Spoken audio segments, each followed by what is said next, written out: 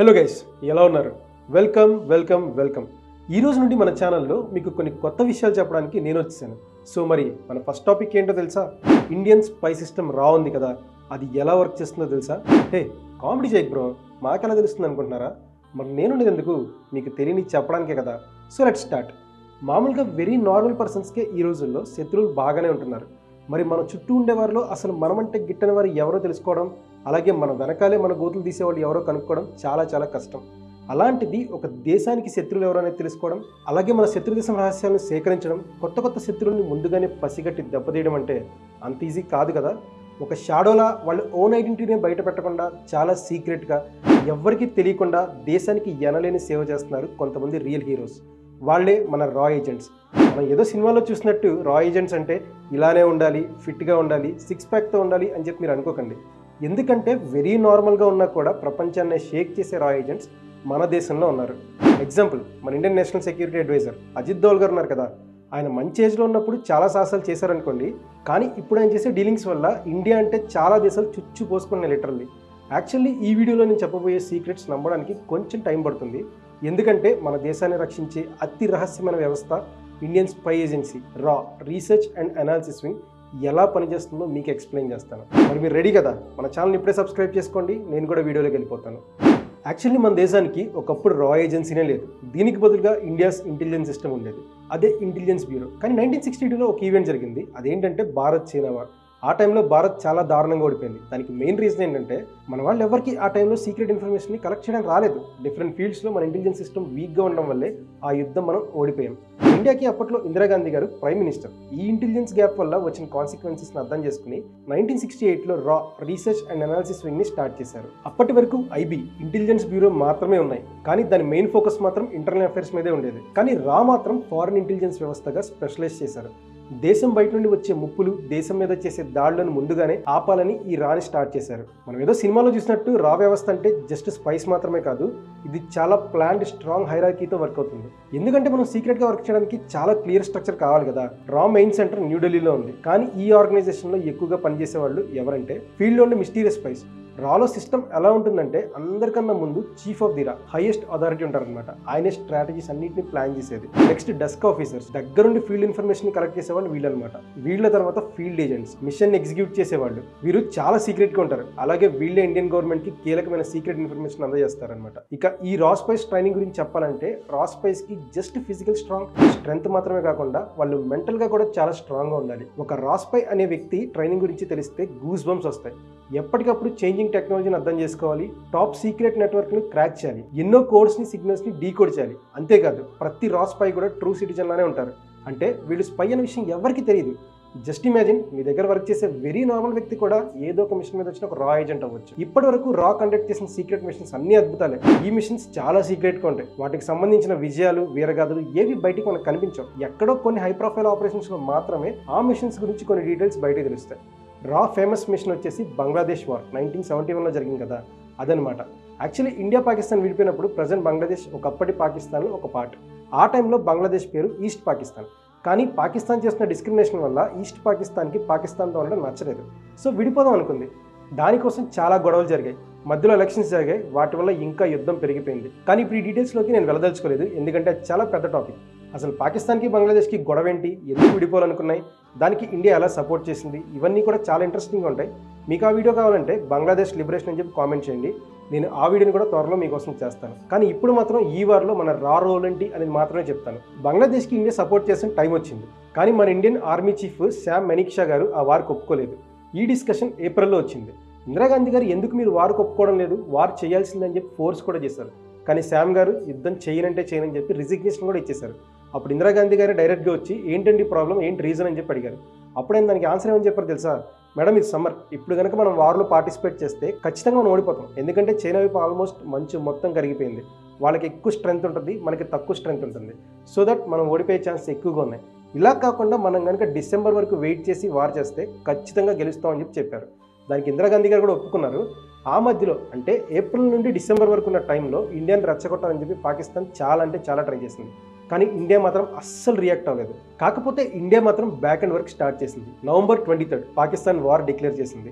India అయినా కూడా కామ్గానే ఉంది. అలా ఉండడానికి కూడా ఒక రీజన్ ఉంది. అదేంటంటే ఇండియా ఫస్ట్ అటాక్ చేయదన్నమాట. ఎప్పుడు కూడా పాకిస్తాన్ ఎప్పుడెప్పుడు మన మీద అటాక్ చేస్తుందా, మనం కూడా వార్ స్టార్ట్ చేద్దాం, దానికి రెడీగా ఉందాం అని చెప్పేసి వెయిట్ చేస్తుంది.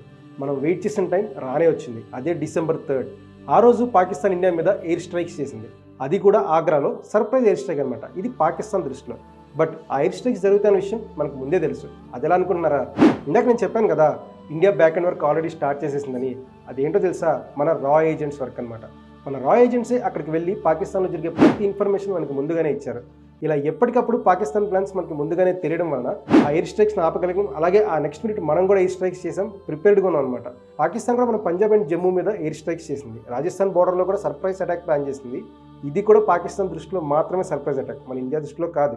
ఎందుకంటే మనకి ఈ విషయం కూడా ముందే తెలుసు. కాకపోతే ఆ టైంలో మన ఆర్మీ చాలా బిజీగా ఉంది. ఎందుకంటే మల్టిపుల్ అటాక్స్ జరుగుతుంది ఇండియాలో వేరే డైరెక్షన్స్ నుంచి.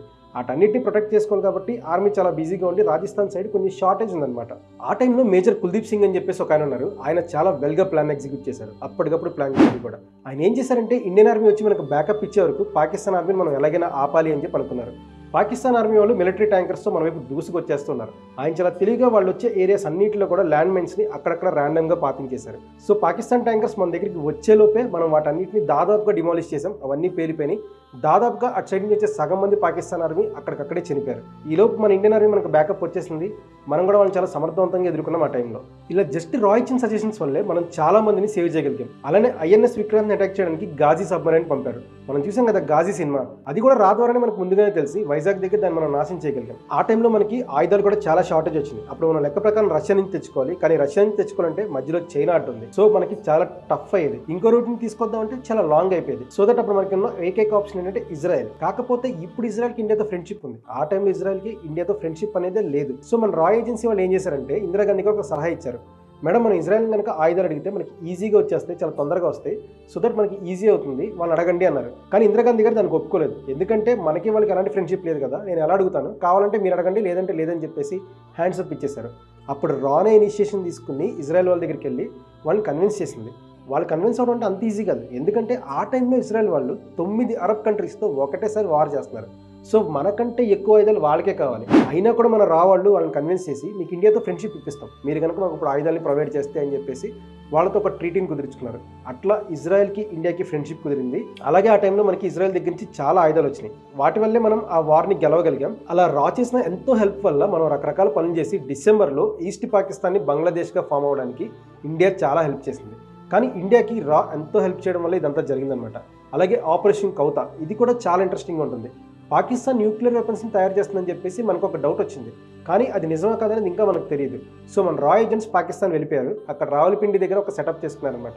మొత్తం అంతా చాలా క్లీన్గా స్టడీ చేస్తున్నారు. అప్పుడు వాళ్ళకి ఒక డౌట్ వచ్చింది, రావల్పిండి కొంత దూరంలో ఉన్న కౌతా అనే ప్లేస్ దగ్గర ఏదో రీసెర్చ్ ల్యాబ్ కడుతున్నారు అని చెప్పేసి. కాకపోతే అది డౌట్ మాత్రమే. అక్కడికి డైరెక్ట్గా వెళ్ళి చూద్దామంటే ఎవరికీ యాక్సెస్ లేదు. వాళ్ళకి అసలు ఆ డౌట్ ఎందుకు వచ్చిందంటే, అక్కడ కొంతమంది సైంటిస్టులు రెగ్యులర్గా వెళ్తున్నారు ఆ కౌతా అనే ప్లేస్కి. సో దట్ మన వాళ్ళు ఏం చేశారంటే, ఆ సైంటిస్టులు రెగ్యులర్గా వచ్చి ఒక సెలూన్ పట్టుకున్నారనమాట. ఆ సెలూన్లో బార్బర్స్ లాగా జాయిన్ అయ్యారు. కొన్ని మంత్స్ పాటు సరైన టైం కోసం అక్కడే వెయిట్ చేశారు. వన్ డే ఫైనల్లీ ఒక సైంటిస్ట్ అందులో వర్క్ చేసి ఆయన వచ్చి హెయిర్ కట్ చేసుకున్నారు. ఆ హెయిర్ కట్ చేసిన పాకిస్తానీ బార్బరే, కానీ అదే సెలూన్లో ఇంకొక బార్బర్ లాగా మన ఇండియన్ స్పై ఉన్నారనమాట. ఆయన కొంత హెయిర్ని జాగ్రత్తగా తీసుకుని ల్యాబ్కి పంపించారు. ఆ హెయిర్ని టెస్ట్ చేసినప్పుడు ల్యాబ్లో చాలా షాకింగ్ విషయాలు బయటపడ్డాయి. అవేంటో తెలుసా? న్యూక్లియర్ వెపన్ని తయారు చేసే మెటీరియల్ ఉండే కొన్ని కెమికల్స్ వాళ్ళ హెయిర్ సెల్స్లో ఉన్నాయన్నమాట.